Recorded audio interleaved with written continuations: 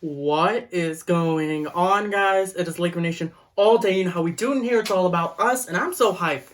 I am so hyped. I could barely. That was an amazing game. I'm just recording, right? I watched the entire game, and let me just tell you something, man. Oh my God, that was an amazing game.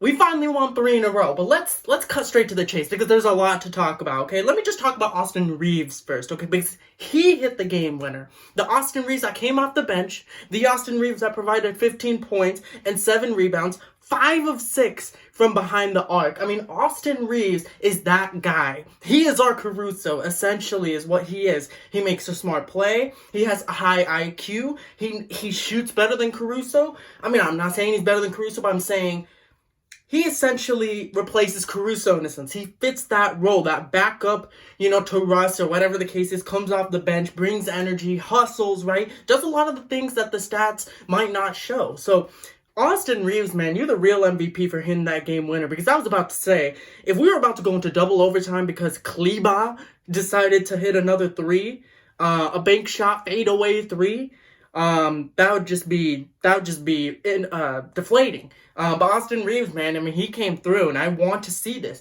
And I'm so glad we have Austin Reaves because earlier this season, a lot of people, including myself, wanted Austin Reaves to be more included in the offense, right? Then he gets hurt or whatever the case is, and now he's back. So you're starting to see that the impact that Austin Reaves can make on a game. So really, I mean, without him, we wouldn't be in a position to win this game.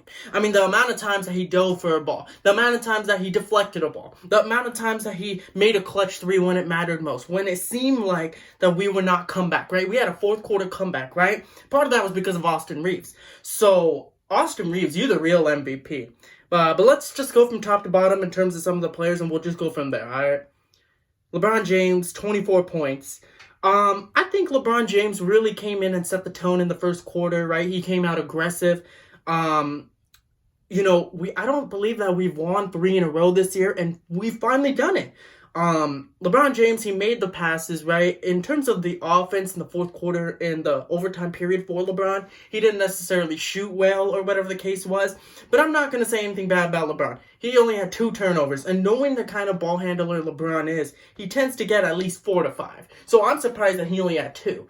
But all I'm saying is, LeBron leads by example. You know what I mean? LeBron, first quarter, just comes out aggressive. Russell Westbrook, same thing. First quarter, comes out aggressive. Clutch 3 in that overtime period, I believe. Everything happened so quickly. I can't even remember. Did Russ make that 3 in the fourth or the overtime period? But all I know is he made a clutch 3, right? 23 points, 10 rebounds, 9 assists, 1 of 4 from the 3-point line. But that 1 was clutch. The 1 was what mattered. Overall, Russ had a great game. AD, he's still trying to get back. He's still trying to get back into it. But overall, I thought he played a pretty okay game. 20 points, 12 rebounds, 8 of 18. Right? He made his free throws. I think with Anthony Davis, right? I think he just needs some games to get back into the flow of things. I think, given how this team is constructed, like I said before, this team is so new that they're going to take time to adjust. And Anthony Davis is going to have to adjust as well. And honestly, I could see him adjusting down the line. But since we won, I'm not even going to talk bad about Anthony Davis. I'm not going to talk bad about anybody. Maybe one player, but, about nobody. And Wayne Ellington, oh my gosh. Wayne Ellington came in clutch. He shot 3 of 9. If you look at the box score, you're like, what did Wayne Ellington do? Well, he tied the game. Well, he's the reason why we were even in overtime in the first place. Well, when we're making a fourth quarter comeback, he was the one with the big 3, right? Well, he was the one with defense with 3 steals. So those are the kind of things that you got to actually watch the game for instead of just looking at the box score. And that's what I don't like is when casuals look at the box score and say, trade this person, trade this person, trade this person, because they look at the box score and they might see what they don't like and they say, trade them. They say, trade them. And that's unfair. Wayne Ellington played his role, and same with Avery Bradley. But the box score suggests he just had 5 points. So trade him, right? But Avery Bradley was our defensive anchor. He set the tone on defense. He hustled, him and Austin Reaves. I mean, it was just great. Avery Bradley, I'm so glad we have him because without him, our defense would not be all that great. I thought we played fantastic defense today. Our defense has been slowly getting better, and you've been seeing it with all these COVID protocols, especially without Dwight, Malik Monk, THT, Kendrick Nunn, Ariza, right, with all these injuries as well. it was tough. It was tough. And I know the Mavericks did not have Luka, but they haven't had Luka for a while. This came last second, right, where THT, Dwight, and Malik Monk all had COVID protocols. So we kind of had to adjust and make last-minute rotations. They canceled practice. But to come out into Dallas, a hostile road environment, and to come out and win like this, it all started on defense, and Avery Bradley was that guy.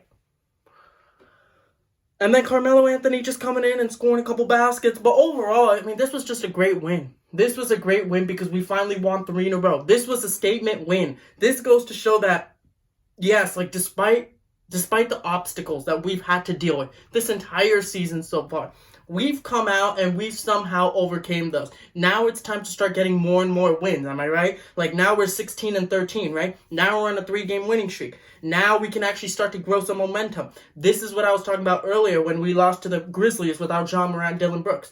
I was disappointed because we were unable to establish a winning streak. We're unable to establish some momentum.